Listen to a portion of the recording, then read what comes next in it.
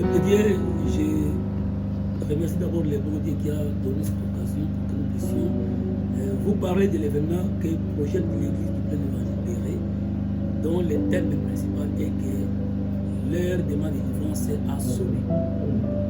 L'heure de ma délivrance a sonné parce que l'Ecclésiaste nous dit dans le chapitre 3 qu'il y a un temps pour toutes choses.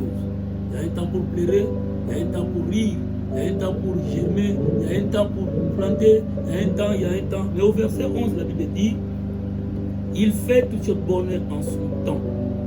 Même il a mis dans leur cœur la pensée de l'éternité, bien que l'homme ne puisse pas saisir l'œuvre que Dieu fait du commencement jusqu'à la fin.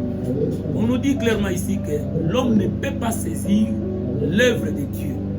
D'où il appartient à l'homme à se présenter devant Dieu pour recevoir de Dieu la pensée de Dieu afin de conduire les hommes.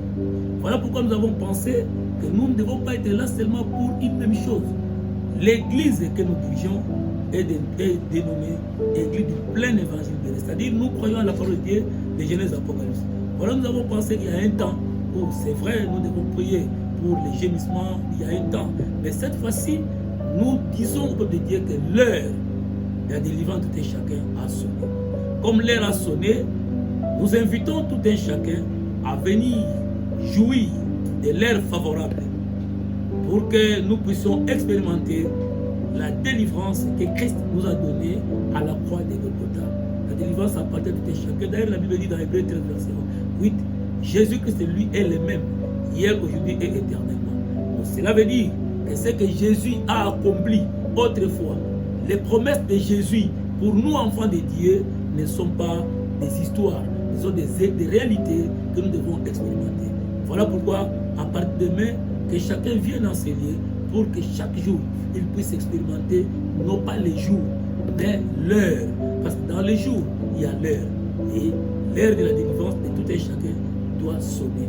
Et que nos bien-aimés qui viendront ne seront pas déçus. Parce que la parole de Dieu est vivante et efficace. La parole de Dieu est libre. Et il est écrit, vous connaissez la vérité. Et la vérité nous affranchira. Si Jésus nous affranchit, nous serons réellement libres. Nous voulons que l'année 2023, nous puissions entrer dans toute liberté d'esprit. Et cela sera pour la gloire de notre Seigneur Jésus-Christ. Shalom à tout le monde. Amen.